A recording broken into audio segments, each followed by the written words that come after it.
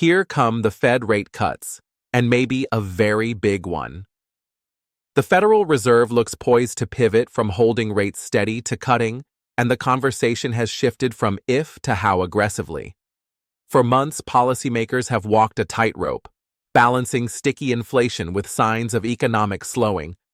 But the latest data is tipping the scales. Unemployment just hit a 4-year high, job openings have cooled, and consumer spending momentum is fading. In a labor market-driven economy, these aren't subtle tremors. They're signals the Fed can't afford to ignore. Historically, when joblessness rises and inflation is on a glide path lower, the central bank moves swiftly. Markets are now bracing not just for a cut, but for the possibility of a jumbo cut, 50 basis points or more. Why does this matter? Because the Fed isn't just trying to fine-tune inflation anymore.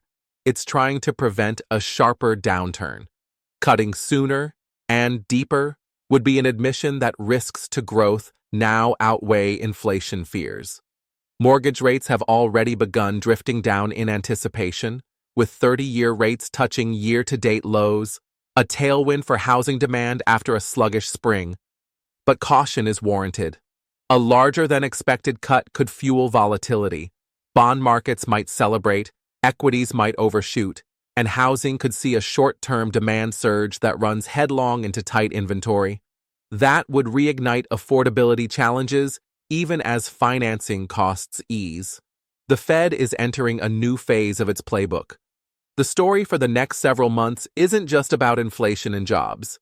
It's about whether the central bank can execute a softish landing with the right mix of timing and magnitude. A small cut signals confidence.